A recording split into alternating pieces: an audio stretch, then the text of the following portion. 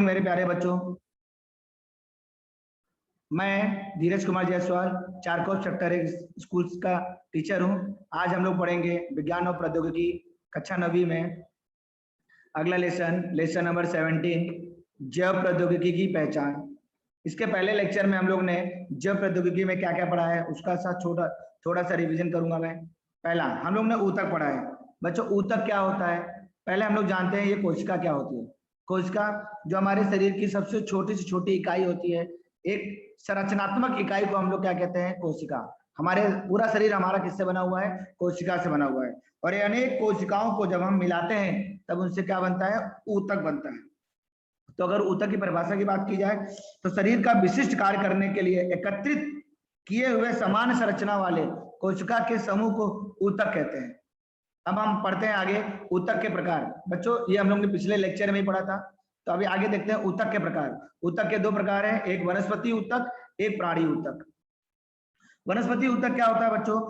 वनस्पति ऊतक में जो ऊतक होते हैं वे क्या करते हैं? वनस्पतियों को आधार देते हैं। क्या देते हैं? आधार। इस आधार की वजह से वनस्पतियां क्या होती हैं?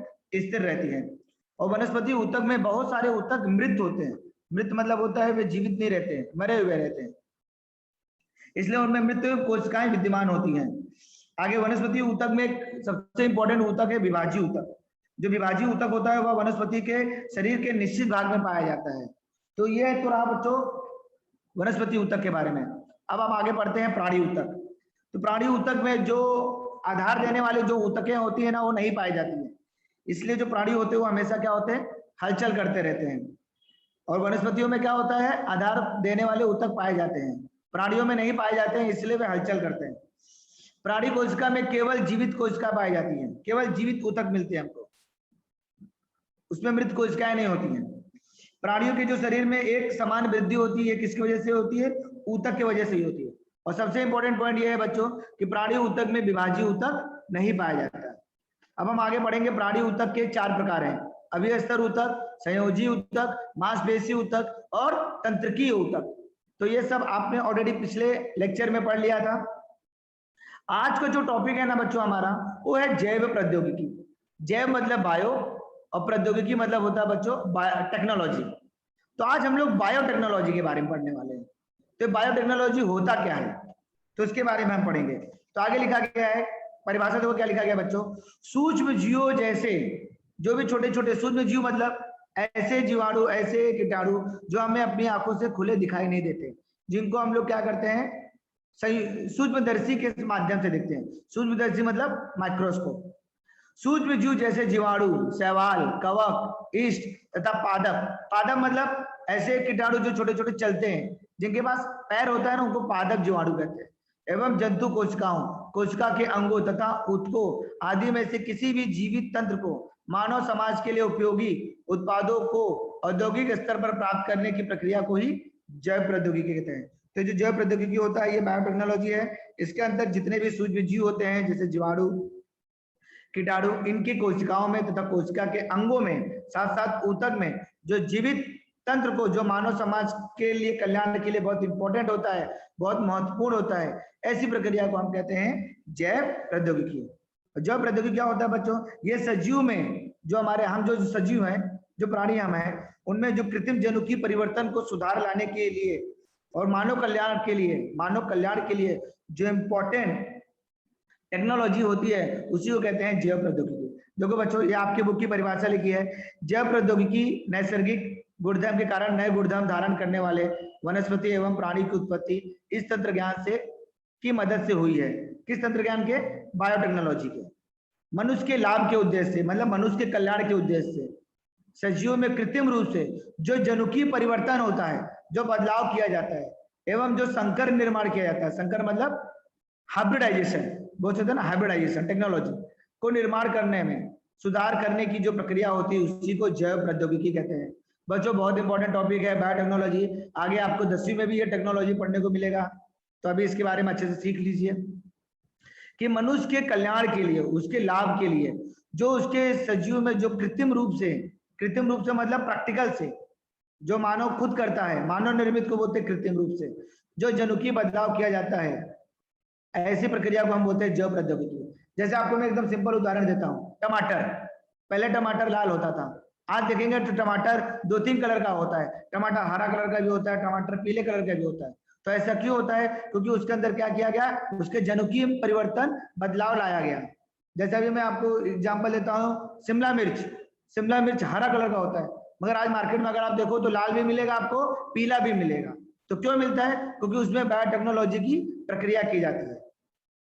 आगे, इस तंत्रज्ञान में जनुकीय अभियांत्रिकी एवं ऊतक संवर्धन दोनों तंत्रों का समावेश होता है।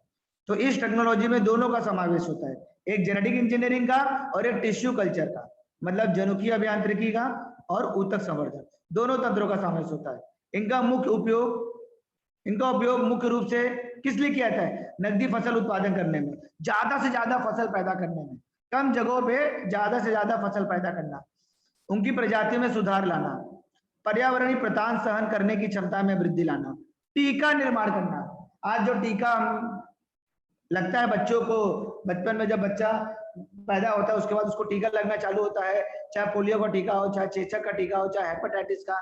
आज जो हम लोग जिस गंभीर बीमारी से गुजर रहे हैं, कोरोना टीका, ये सब किसके माध्यम से हुआ है? बायोटेक्नोलॉजी के।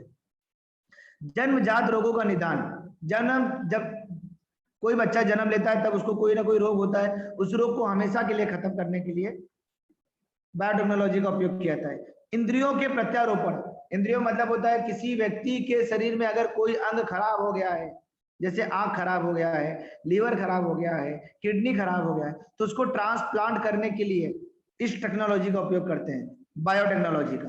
कर्क रोग संशोधन, कर्क रोग मतलब होता है कैंसर जैसी भयंकर बीमारी के निदान के लिए इस टेक्नोलॉजी का उपयोग होता है। प्रयोगशाला में कृत्रिम त्वचा, मतलब होता है ना जिसको बोलते हैं ना प्लास्टिक सर्जरी, शरीर में कोई भी हिस्सा अगर जल गया हो या तो कोई हिस्सा खराब हो गया हो, तो उसमें बायोटेक्नोलॉजी के माध्यम से उसका परिवर्तन किया जाता है। उपस्थित तैयार करने जैसे आदि क्षेत्रों में जैव प्रौद्योगिकी का उपयोग किया जाता है। जैसे देखो आगे लिखा है बच्चों, जैव प्रौद्योगिकी से क्या लाभ होता है शरीर को। पहला, लक्षणों के आधार पर रोग का निदान करने के लिए रोगों के उपचार में जैव प्रौद्योगिकी का विशेष योगदान रहता है। पहला, टीका उत्पादन करने में, जिसको वैक्सीन बोलते हैं। दूसरा, स्टीरॉयड हार्मोन का उत्पादन, हमारे शरीर में बहुत सारे हार्मोन पाए जाते हैं और एक हार्मोन होता है स्टीरॉयड, जो हमारे शरीर को बॉडी बिल्डिंग का काम करता है, मतलब शरीर को बनाने का काम करता है। तो उसको शरीर में ज्यादा ज्यादा पैदा करने के लिए बायोटेक्नोलॉजी का उपयोग करते हैं। गर्भ पूर्व रोग की जानकारी, जब कोई स्त्री गर्भ में, उसके पेट में बच्चा होता है, तब उसको कोई रोग हो या ना हो, उस बच्चे को कोई रोग ना हो, जिसको बोलते हैं डॉपलर इफेक्ट, उसको चेक करने के लिए बायोटेक्नोलॉजी का उपयोग किया जाता है। Beta thalassaemia, sickle cell anaemia, AIDS, ये सब बेटा रोगों के नाम है बच्चों। Beta thalassaemia, sickle cell anaemia, anaemia मतलब होता है ब्लड की कमी, एड्स जैसे रोगों की पहचान करने के लिए बायोटेक्नोलॉजी का उपयोग होता है। जीन की अदला बदली चिकित्सा में, मतलब होता है ना कोई बच्चे को चेक करने में कि बच्चा अपने माता पिता का है या नहीं, या तो कोई माता पिता अपने बच्चे के असली पेरेंट्स है कि नहीं, इसको भी चेक करने के लिए मेडिकल में बायोटेक्नोलॉजी का बहुत बहुत ज्यादा उपयोग है। देखो बच्चों, मैं आपको एक उदाहरण देता हूँ सिंपल। कभी कभी हमको बुखार होता है, सर्दी खांसी होता है, हम लोग जाते हैं मेडिकल में, दवा लेके आते हैं, खा लेते हैं, तो उसमें क्या होता है, थोड़ी देर के लिए हमको ठीक हो जाता है, फिर हम वैसे पुनः स्थिति में आ जाते हैं। तो 2-3 बार ऐसा होने के बाद फिर हम लोग क्या करते हैं, हम लोग डॉक्टर के पास जाते हैं। तो डॉक्टर के पास जाने के बाद जब डॉक्टर हमको दवा देता है ना, तो उसके 1-2 खुराक में हम ठीक हो जाते हैं। ऐसा क्यों? क्योंकि डॉक्टर ना अपनी उस दवाई में ना हमको एक ऐसी दवाई देता है जो बायोटेक्नोलॉजी से भी नहीं होती है, जिसकी वजह से पूरी क्या हो जाता है, खत्म हो जाता है। तो इसके लिए इसका उपयोग होता है बायोटेक्नोलॉजी का। आगे देखो बच्चों, जैव प्रौद्योगिकी की परिभाषा, सजीव में कृत्रिम जनुकीय परिवर्तन कर सुधार लाने की प्रौद्योगिकी और मानव कल्याण के लिए संकरण द्वारा सुधार लाने की प्रौद्योगिकी को संयुक्त रूप से जैव प्रौद्योगिकी कहते हैं। तो इसको बोलते हैं बायोटेक्नोलॉजी। इसका उपयोग, जैव प्रौद्योगिकी का उपयोग होता है नकदी फसल का उत्पादन तथा उसकी प्रजाति में सुधार लाने के लिए। जो भी फसल हम पैदा करते हैं खेतों में, उसमें सुधार लाना और ज्यादा पैदा करना, इसके लिए बायोटेक्नोलॉजी का उपयोग होता है। दूसरा, वनस्पति की पर्यावरणीय बदलाव, वनस्पतियों में जब पर्यावरणीय बदलाव होता है, जो पर्यावरणीय समस्या पैदा होती है, उसमें जो बदलाव होता है उसको सुधारने के लिए बायोटेक्नोलॉजी का उपयोग किया जाता है। टीका का उत्पादन करने के लिए, तो बच्चों ऐसा नहीं है कि टीका केवल मनुष्य को लगता है, सजीवों को लगता है, ये वनस्पतियों को भी टीका लगाया जाता है ताकि उनमें रोग ना हो, और वो जो टीका बनता है उसमें बायोटेक्नोलॉजी का उपयोग किया जाता है। जन्मजात रोगों को जल्दी से पहचानने के लिए एवं उसका उपचार करने के लिए बायोटेक्नोलॉजी का उपयोग किया जाता है। अंग प्रत्यारोपण, शरीर का कोई भी अंग किसी दूसरे मनुष्य को देना हो तो उसके लिए बायोटेक्नोलॉजी का उपयोग किया जाता है। कर्क रोग, कैंसर जैसी रोगों पे अनुसंधान करने के लिए, उससे ठीक करने के लिए, जितना ज्यादा मात्रा हो उसे खत्म करने के लिए बायोटेक्नोलॉजी का उपयोग किया जाता है। प्रयोगशाला में कृत्रिम त्वचा, जिसको मैंने बोला ना आपको, प्लास्टिक सर्जरी, शरीर के किसी भी अंग को, जैसे किसी का जन्म के बाद ही नाक कान मुंह टेढ़ा रहता है, उसको सीधा करने के लिए, नाक का कोई हिस्सा टेढ़ा हो जाता है, उसको सीधा करने के लिए प्लास्टिक सर्जरी की जाती है, और जो प्रौद्योगिकी के माध्यम से ही किया जाता है। आगे हम पढ़ेंगे बच्चों, तो ऐसा हम लोग ने देखा अभी कि जो प्रौद्योगिकी का सबसे ज्यादा जो उपयोग है ना बच्चों, वो किस में ज्यादा उपयोग है, वो कृषि में ज्यादा उपयोग है। तो आगे हम पढ़ेंगे जो प्रौद्योगिकी का कृषि में महत्व। आगे आगे आप चित्र देख रहे हैं बच्चों, एक चित्र है, उसमें छोटा छोटा झाड़ है, फिर धीरे धीरे वो क्या हो गया, बड़ा हो गया, और आपको आकृति में दिख रहा है वो किसका झाड़ है, केले का झाड़ है। तो ऐसा बहुत सारा जो बगीचे का जो फूल है, परिसर है, ये आपने देखा होगा। इसे किस पद्धति से लगाया जाता है, इसकी बागवानी कैसे की जाती है, इसके बारे में हम सीखेंगे। तो लिखा गया है, सजीव के शरीर के बाहर पोषक एवं निर्जंतुक माध्यम से उनकी कोशिका या ऊतक की वृद्धि करने के तंत्र को ऊतक संवर्धन कहते हैं। तो ये हो गया ऊतक संवर्धन, और ये ऊतक संवर्धन ये बायोटेक्नोलॉजी का ही भाग है। लिखा गया है सजीवों के शरीर के बाहर, तो जो भी सजीव होते हैं जैसे वनस्पतियां होंगे, उनके शरीर का जो बाहर का हिस्सा है, उनमें पोषक मतलब खाना और निर्जंतुक माध्यम से उनकी कोशिका या ऊतक में जो वृद्धि होती है, उसके तंत्र को ऊतक संवर्धन कहते हैं। आजकल ऊतक संवर्धन तंत्र द्वारा एक कोशिका या ऊतक के संपूर्ण सजीव का विकास किया जाता है। ऊतक संवर्धन के लिए आवश्यक पोषक एवं ऊर्जा की आपूर्ति करने के लिए द्रव रूप, स्थायु रूप और अगार से तैयार की जाने वाली जेली ऐसी माध्यम का उपयोग किया जाता है। तो एक जेली मतलब होता है आधा सॉलिड आधा लिक्विड होता है, उसके माध्यम से, जो प्रौद्योगिकी के माध्यम से जो भी वनस्पतियां होती हैं उनमें आवश्यक पोषक दिया जाता है, उनमें ऊर्जा का आपूर्ति की जाती है। आगे आप देख सकते हो बच्चों, बायोटेक्नोलॉजी की वजह से कृषि में क्या क्या परिवर्तन हुआ है। तो अब आकृति में देख रहे हो आप, टमाटर है, आलू है, किया जा रहा है। लिखा गया है फसलों के डीएनए में बदलाव लाकर जनुकीय परिवर्तन, जनुकीय सुधारित प्रजाति का निर्माण किया जाता है। बहुधा ऐसी प्रजातियां निसर्ग में नहीं पाई जाती हैं। इस प्रजाति में नए निराले उपयुक्त गुणधर्म संकरित किए जाते हैं। तो कुछ फसलों ऐसे होते हैं जिनमें डीएनए परिवर्तन करके उस फसल को एक नया रूप दिया जाता है। जैसे मैं आपको सिंपल सा उदाहरण देता हूँ, जो आजकल टमाटर मिल रहे हैं, शिमला मिर्च मिल रही है, उसमें पहले एक ही रंग पाया जाता था, मगर उसमें जनुकीय परिवर्तन करके उनके डीएनए में बदलाव लाके बहुत अलग अलग कलर के फसल पैदा किए जा रहे हैं। आगे वातावरणीय प्रतान सहन करने की क्षमता, तो वातावरण में जो भी इफेक्ट हो रहा है, वातावरण में जो प्रभाव हो रहा है पर्यावरण का, उनमें सुधार लाने के लिए बायोटेक्नोलॉजी का उपयोग किया रहा है, ताकि जो फसल हो वो जल्दी से जल्दी पैदा हो, जल्दी से जल्दी बड़ा हो और खराब ना हो। तो वातावरणीय प्रतान सहन करने की क्षमता, निरंतर बदलता तापमान, गीला एवं सूखा अकाल, कहीं कहीं भी क्या होता है गीला होता है और कुछ कुछ जगहों पे क्या होता है जल्दी सूखा पड़ जाता है। तो उसको ठीक करने के लिए कहीं ना कहीं हम लोग क्या करते हैं, बायोटेक्नोलॉजी का उपयोग करते हैं। आगे बदलती जलवायु से सभी वातावरणीय प्रतान कुछ नैसर्गिक प्रजाति सहन नहीं कर सकती।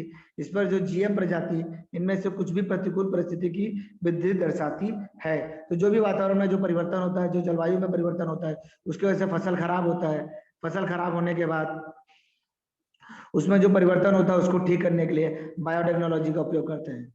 आगे उपद्रवी कीटक, रोग जंतु, रासायनिक अपतृणनाशक का प्रतिरोध करने की क्षमता इस प्रजाति में होने कारण जंतुनाशक, कीटनाशक एवं अपतृणनाशक का उपयोग टाला जाता है। तो कभी कभी खेतों में जो दवाइयाँ छिड़की जाती हैं, उसकी वजह से जो फसलें खराब होती है उसको कहीं ना कहीं मात्रा में ठीक करने के लिए, बचाने के लिए इस टेक्नोलॉजी का उपयोग कृषि में बहुत ज्यादा हो रहा है।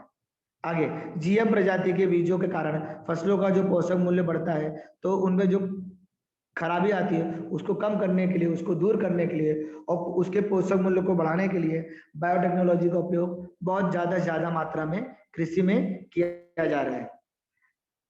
आगे अब एक डायग्राम देखोगे बच्चों, उसमें किस तरह केले की फसल का उत्पादन होता है बड़ी मात्रा में।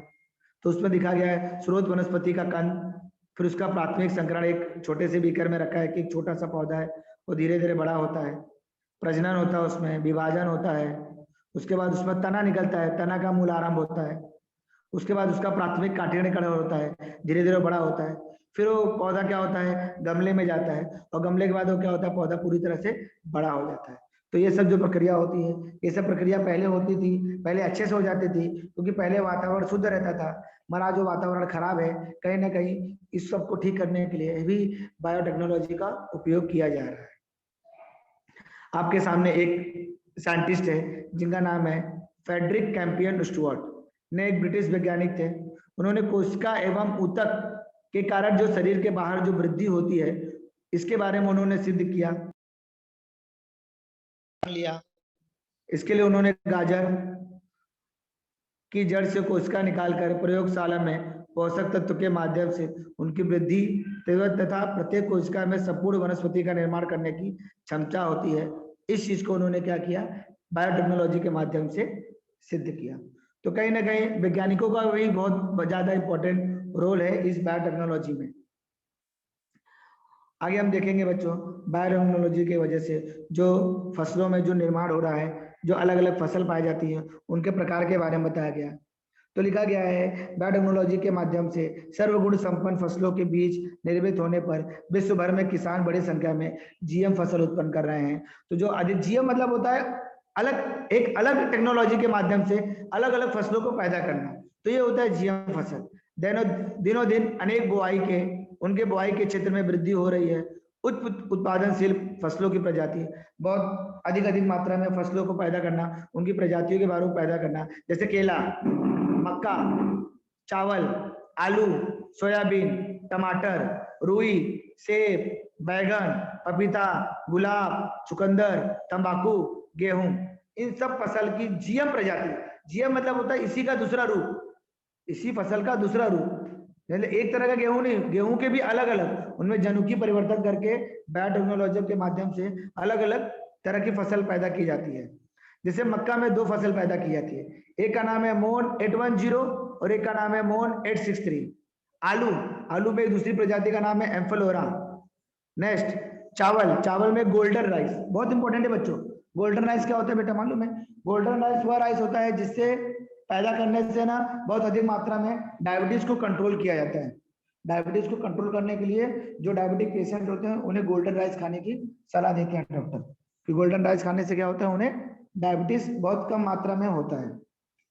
आगे सोयाबीन के प्रजाति का नाम है विस्टिव गोल्ड। एक है टमाटर में प्रजाति है वैशाली, तो वैशाली एक टमाटर का प्रकार है जो बायोटेक्नोलॉजी के माध्यम से पैदा किया जाता है। रुई के में है बीटी कॉटन। तो ये जो हो रहा है ना बच्चों, ये सब की वजह से, बायोटेक्नोलॉजी की वजह से आज हमारे देशों में हरित क्रांति आई है। हरित क्रांति मतलब होता है ज्यादा से ज्यादा फसल पैदा करना। तो बच्चों ये बहुत ही जरूरी है कि ज्यादा से ज्यादा फसल पैदा हो, क्योंकि जिस तरह जनसंख्या बढ़ रही है, हर मनुष्य को अनाज की जरूरत पड़ती है, खाने की जरूरत पड़ती है, और जब फसल ही कम होगी, अनाज ही कम होगा, तो कहाँ से जनसंख्या को मिलेगा। और अगर हम लोग बायोटेक्नोलॉजी के माध्यम से इसे पैदा नहीं करेंगे तो कहीं ना कहीं क्या हो जाएगा, ज्यादा से ज्यादा फसल की ज्यादा से ज्यादा खाने की जरूरत पड़ेगी। जब ज्यादा से ज्यादा खाने की जरूरत पड़ेगी तब क्या हो जाएगा, जनसंख्या पे बहुत बड़ा भार आएगा और उसकी वजह से देश पे भी भार आएगा। इसलिए बायोटेक्नोलॉजी का माध्यम से इन फसलों को पैदा किया जाता है। इस तरह इसके माध्यम से हरित क्रांति सिद्ध हुई है, और भारत जैसे विशाल जनसंख्या वाले देश में भरपूर अनाज उत्पादन करने का प्रयत्न जो किया जा रहा है, ये कहीं ना कहीं इस बायोटेक्नोलॉजी के माध्यम से ही किया जा रहा है। आगे देखो क्या लिखा गया बच्चों, जैव प्रौद्योगिकी की उपयोगिता। पहला, कृषि क्षेत्र में जैव प्रौद्योगिकी के अनुसंधान द्वारा पौधों की अनेक कृषि योग्य किस्में तैयार करके इनकी पोषण क्षमता एवं उत्पादन में जो वृद्धि की जाती है वो जैव प्रौद्योगिकी के माध्यम से ही किया जाता है, वो बायोटेक्नोलॉजी के माध्यम से ही किया जाता है। जैव प्रौद्योगिकी अनुसंधान द्वारा आगे पहला, रोग रहित एवं रोग प्रतिरोधक पौधों का उत्पादन करना। बायोटेक्नोलॉजी के माध्यम से ऐसे फसलों का उत्पादन करना जो रोग रहित हो, जिनमें कोई बीमारी ना हो, जिनमें रोग प्रतिरोधक क्षमता ज्यादा हो। दूसरा, कीट, कवक, विपरीत मृदावस्था, सूखा, शाकनाशी की प्रतिरोधक उत्परिवर्तित किस्में तैयार करना। ऐसी किस्में तैयार करना जो कीटक के विपरीत काम करती हो, मतलब जिसे कीटक ना खाए, जिसे कीटक उसको खराब ना करे। आगे, परागकोश संवर्धन द्वारा अंकुरित पौधे तैयार करना, मतलब बायोटेक्नोलॉजी के माध्यम से परागकोश के माध्यम से बहुत ज्यादा गुना में क्या करना, पौधे तैयार करना। भूमि एवं पौधों में नाइट्रोजन स्थिरीकरण क्रिया को बढ़ाना। जमीन को ज्यादा उपजाऊ बनाने के लिए बायोटेक्नोलॉजी का उपयोग किया जाता है ताकि उसमें नाइट्रोजन स्थिरीकरण हो, और भूमि एवं पौधों में नाइट्रोजन स्थिरीकरण बढ़ा के क्या किया जाता है, फसलें ज्यादा मात्रा में पैदा किया जाता है। पौधों की पोषण क्षमता बढ़ाना, जो पौधे होते हैं उनमें जो पोषण क्षमता होती है उसको बढ़ाने के लिए कहीं ना कहीं इसका उपयोग ज्यादा किया जाता है। आगे, जो प्रौद्योगिकी की उपयोगिता, क्या इसकी उपयोगिता है? छठा, औद्योगिक क्षेत्र में भी इसकी उपयोगिता है। पहला, कृत्रिम क्षेत्र जैसे इथेनॉल, मीथेन, हाइड्रोजन का सूक्ष्म जीव द्वारा उत्पादन करना। सातवां, सूक्ष्म जीव खनन प्रक्रिया द्वारा धातु तथा उनके अयस्क से प्राप्त करना। ये सब प्रक्रिया में भी क्या होता है, बायोटेक्नोलॉजी का उपयोग होता है। तो ये जरूरी नहीं कि बायोटेक्नोलॉजी का उपयोग केवल कृषि में ही होता है, इसका इंडस्ट्री में भी इंपॉर्टेंट है, मेडिकल में भी इंपॉर्टेंट है। आगे देखते हैं हम लोग, ये तो हो गया हमारा।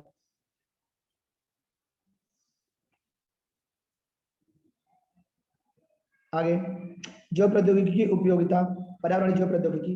पहला, अपशिष्ट, इन्वायरमेंटल में कहाँ उपयोग होता है? अपशिष्ट पदार्थों का निष्पादन करना, जो भी पदार्थ खराब होते हैं उनको शरीर से बाहर निकालना, उनको मतलब हमेशा के लिए खत्म करना, इसके लिए टेक्नोलॉजी का उपयोग किया जाता है। जैव भार, इथेनॉल, बायोगैस, हाइड्रोजन, पेट्रोपादपों द्वारा अत्यधिक मात्रा में ऊर्जा का उत्पादन करने के लिए बायोटेक्नोलॉजी का उपयोग किया जाता है। तो कहीं ना कहीं बायोटेक्नोलॉजी हमारे कृषि क्षेत्र में बहुत ही ज्यादा इंपॉर्टेंट है।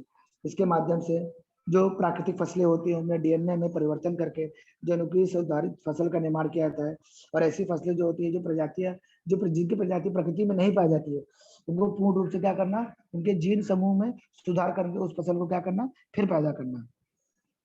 उनमें अत्यधिक मात्रा में जो प्राकृतिक प्रजाति की जो फसलें होती हैं उनमें वातावरण के परिवर्तन, जैसे तापमान में जो परिवर्तन होता है, अत्यधिक वर्षा होना, सूखा पड़ना, अकाल पड़ना, निरंतर परिवर्तित हो रही जलवायु जो सहन नहीं कर पाती है, उन फसलों को अधिक मात्रा में जो प्रौद्योगिकी के माध्यम से पैदा किया जाता है।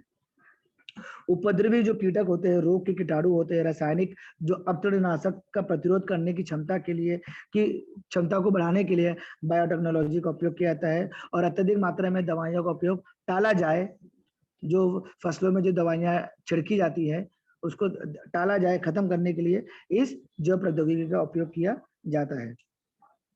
जीएम प्रजाति जो फसलों के बीज के कारण जो फसलों का पोषण होता है उसके मूल्य को बढ़ाने के लिए बायोटेक्नोलॉजी का उपयोग किया जाता है। आगे, अत्यधिक उत्तम गुणवत्ता वाली फसलों के बीज का उत्पादन करना जो प्रौद्योगिकी द्वारा किया जाता है। इस बायोटेक्नोलॉजी ने संपूर्ण फसलों की प्रजाति को विश्व भर में खेती का बढ़ावा दिया है। उच्च उत्पादक फसलों की प्रजाति जैसे केला, मक्का, इन सब फसलों को ज्यादा मात्रा में पैदा करना, इन सब के बारे में बताया गया है इस जैव प्रौद्योगिकी के माध्यम से कृषि क्षेत्र में। अब बच्चों में आपको छोटा सा वीडियो सुनाने आ रहा हूँ, आप वीडियो ध्यान से सुनिए और समझिए, उसके बाद जो भी आपको डाउट है आप पूछ सकते हैं। एक सेकेंड ना।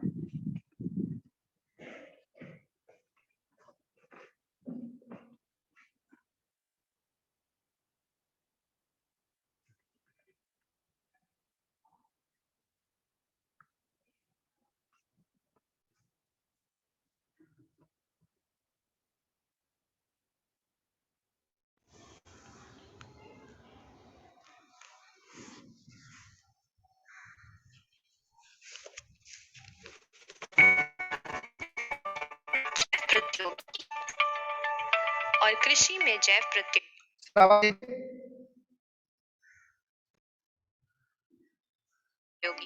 का उपयोग।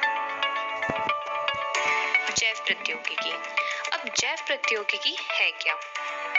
जैव प्रौद्योगिकी मुख्यतः आनुवांशिक रूप से रूपांतरित सूक्ष्म जीवों, कवक, पौधों व जंतुओं का उपयोग करते हुए जैव भैषजिक व जैविक पदार्थों का औद्योगिक स्तर पर उत्पादन है। जैव प्रौद्योगिकी का उपयोग इन क्षेत्रों में किया जाता है: चिकित्सा क्षेत्र, कृषि क्षेत्र में आनुवांशिकत रूपांतरित फसलें, जैव सुधार, संसाधित खाद्य, ऊर्जा उत्पादन और अपशिष्ट प्रतिपादन में किया जाता है। अब बात करते हैं कृषि में जैव प्रौद्योगिकी का उपयोग। हरित क्रांति द्वारा खाद्य आपूर्ति में तिगुनी वृद्धि में सफलता मिलने के बावजूद मनुष्य की बढ़ती जनसंख्या का पेट भर पाना असंभव है। उत्पादन में वृद्धि आंशिक रूप से उन्नत किस्मों की फसलों के उपयोग के कारण है, जबकि इस वृद्धि में मुख्यतः उत्तम प्रबंधकीय व्यवस्था और कृषि रसायनों जैसे खादों तथा पीड़कनाशकों का प्रयोग एक कारण है। हालांकि विकासशील देशों के किसानों के लिए कृषि रसायन काफी महंगे पड़ते हैं। वह पारंपरिक प्रजनन के द्वारा निर्मित किस्मों से उत्पादन में वृद्धि संभव नहीं है। इसीलिए जैव प्रौद्योगिकी कृषि क्षेत्र में एक महत्वपूर्ण भूमिका निभाती है। आनुवांशिकत रूपांतरित फसलों का उपयोग ही इस समस्या का हल है। जीवाणु, कवक व जंतु जिनके जीन हस्तकौशल द्वारा परिवर्तित किए जा चुके हैं, उन्हें आनुवांशिकित रूपांतरित जीव कहते हैं। जीएमओ का व्यवहार स्थानांतरित जीन की प्रकृति, परपोषी पौधों, जंतुओं या जीवाणुओं की प्रकृति व खाद्य जाल पर निर्भर करता है। जीएम पौधों का उपयोग कई प्रकार से लाभदायक है। इनमें से कुछ हैं: अजैव प्रतिबलों जैसे कि ठंडा, सूखा के प्रति अधिक सहिष्णु फसलों का निर्माण, रासायनिक पीड़कनाशकों पर कम निर्भरता करना, कटाई पश्चात होने वाले नुकसानों को कम करने में सहायक, पौधों द्वारा खनिज उपयोग क्षमता में वृद्धि और खाद्य पदार्थों के पोषणिक स्तर में वृद्धि, जिसका एक उदाहरण है विटामिन ए से समृद्ध धान। अब एक उदाहरण लेते हैं बीटी कॉटन। बीटी एक प्रकार का जीव विष है जो एक जीवाणु जैसे बैसिलस thuringiensis से निर्मित होता है। अब कपास के पौधों पर कुछ कीट जैसे कि बॉलवर्म उगते हैं और कपास के पौधों को क्षति पहुंचाते हैं, परंतु एक बैसिलस thuringiensis एक ऐसे कीटनाशक प्रोटीन का उत्पादन करता है जो इन कीटों का नाश कर सकता है। इस प्रकार बैसिलस thuringiensis कपास के पौधों के लिए लाभदायक होते हैं और एक दुश्मन का दुश्मन मित्र के रूप में कार्य करता है।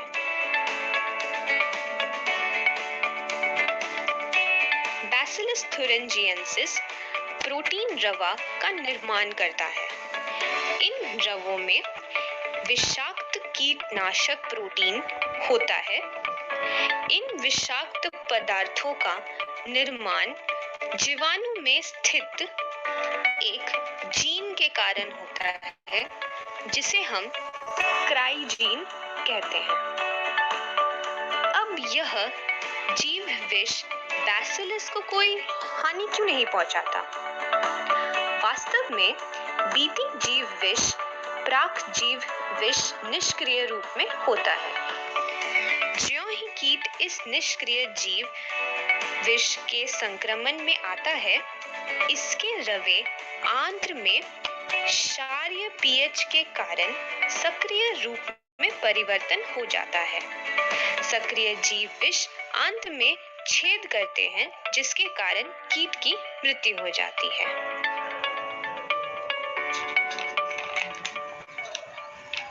विषाक्त विशिष्ट बीटी जीव विष जीन्स बैसिलस thuringiensis से पृथक कर कपास में संविष्ट किया गया है। इससे कपास के पौधों में क्राइजीन अभिव्यक्त होकर कीटनाशक प्रोटीन्स का उत्पादन करते हैं, जो कीट के आंत में सक्रिय होने के बाद कीट के आंत्र में छिद्र करता है और एक कीट की मृत्यु हो जाती है। इस प्रकार पौधे को कीट के प्रति प्रतिरोधकता प्राप्त हो जाती है, जिससे कीटनाशकों के उपयोग की आवश्यकता नहीं रहती। जो प्रोटीन जीन Cry1AC और Cry2AB द्वारा कूटबोध होते हैं, वे कपास के बॉलवर्म को नियंत्रित करते हैं, जबकि Cry1AB मक्का छेदक को नियंत्रित करता है।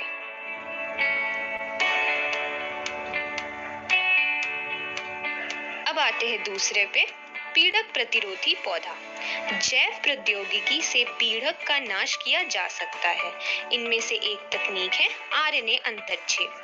आरएनए अंतरक्षेप सभी समिकेंद्रकी जीनों में कोशिकीय सुरक्षा की एक विधि है। विभिन्न सूत्रकृमि या निमाटोड, मानव सहित जंतुओं व कई किस्मों के पौधों पर परजीवी होते हैं। उदाहरणार्थ सूत्रकृमि मेलोइडिगाइनी इनकॉग्निटा तंबाकू के पौधों की जड़ों को संक्रमित कर उसकी पैदावार को काफी कम कर देता है। उपरोक्त संक्रमण को आरएनए अंतरक्षेप द्वारा रोका जा सकता है। इस विधि में विशिष्ट एमआरएनए पूरक डीएसआरएनए से वर्धित होने के पश्चात निष्क्रिय हो जाता है, जिसके फलस्वरूप एमआरएनए के ट्रांसलेशन को रोकता है। इस डीएसआरएनए का स्रोत संक्रमण करने वाले विषाणु में पाए जाने वाले पूरक आरएनए जीनों या ट्रांसपोजॉन्स के प्रतिकृत के उपरांत बनने वाले मध्यवर्ती आरएनए हैं। एग्रोबैक्टीरियम संवाहकों का उपयोग कर सूत्रकृमि विशिष्ट जीनों को पौधों में प्रवेश कराया जाता है। डीएनए का प्रवेश इस प्रकार कराया जाता है कि परपोषी की कोशिकाओं में डीएसआरएनए बनता है। डीएनए का प्रवेश इस प्रकार कराए जाने पर कोशिकाओं में एंटीसेंस आरएनए व सेंस आरएनए दोनों का निर्माण होता है। यह दोनों आरएनए एक दूसरे के पूरक होते हैं, जो डीएसआरएनए का निर्माण करता है, जिससे आरएनए अंतरक्षेप प्रारंभ होता है। इसी कारण से सूत्रकृमि के विशिष्ट एमआरएनए निष्क्रिय हो जाते हैं।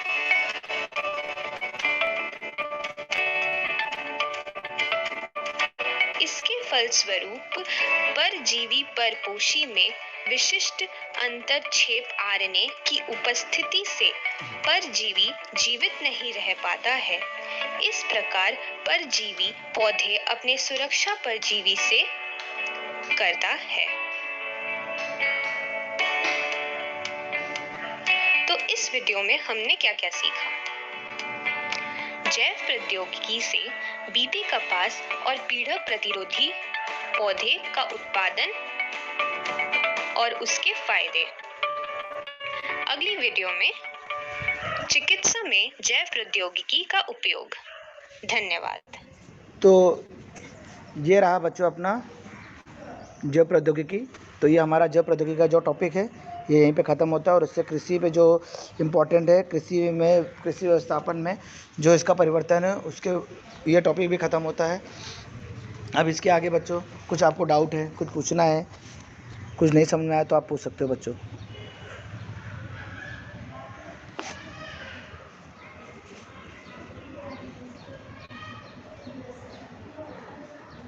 बोलो बच्चों, कोई डाउट है, कुछ पूछना है आपको इसमें?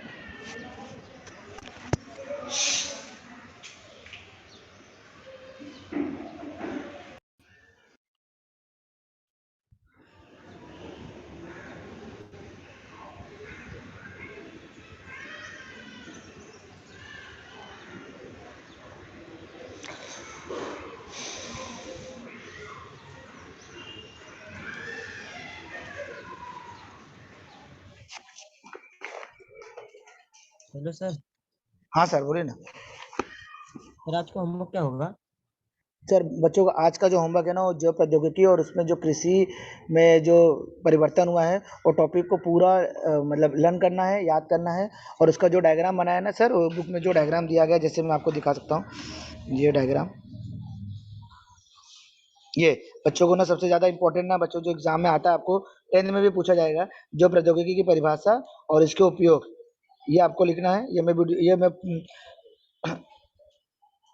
ये जो पीडीएफ है मैं सर को भेज दूंगा, सर आपको ग्रुप में डाल देंगे। आपको ना ये मेन डायग्राम ये बनाना है, आपको ये ध्यान में रखना है। ये तीनों आपको बताना है एग्जाम में अगर आएगा, कि ये जो परिवर्तन हो रहे हैं, ये किस माध्यम से हो रहे हैं और किस तरह बायोटेक्नोलॉजी का इम्पोर्टेंट इसके माध्यम से हो रहा है। बस सर, यही होमवर्क है सर इनका। ठीक है सर। बच्चों कोई डाउट नहीं है, आपको पूछना नहीं है कुछ आपको? तो आज हम टेक्नोलॉजी, जैव प्रौद्योगिकी और उसमें जो कृषि में जो उसके इम्पोर्टेंट है, उसके बारे में हम लोगों ने अध्ययन किया कि जैव प्रौद्योगिकी क्या होता है, और उसमें जो कृषि में इसके जो परिवर्तन हो रहे हैं, जो यूटिलिटी हो रही है, जो उसकी उपयोगिता है, उसके बारे में हम लोग सीखा। उसके बाद हम लोग ने सीखा उसके ऊतक संवर्धन के बारे में सीखा। फिर हम लोग ने जैव प्रौद्योगिकी द्वारा कृषि कार्य व्यवस्थापन में हुए परिवर्तन के बारे में अध्ययन किया। उसमें क्या क्या इसका इंपॉर्टेंट है, कृषि क्षेत्र में क्या इंपॉर्टेंट है, उसकी उच्च उत्पादी फसलों की प्रजाति के बारे में हमने सीखा। उसमें कितने कितने प्रकार के फसलें पाई जाती हैं, उनके बारे में हमने पढ़ा। फिर उसके बारे में उनमें जो जनुकीय परिवर्तन हो रहा है, उनमें जो कीट रोधक परिवर्तन हो रहा है, उसके बारे में हमने सीखा। तो अब इसके आगे का जो टॉपिक है, उसको हम लोग अगले लेक्चर में सीखेंगे बच्चों। आज के लिए इतना ही। धन्यवाद बच्चों।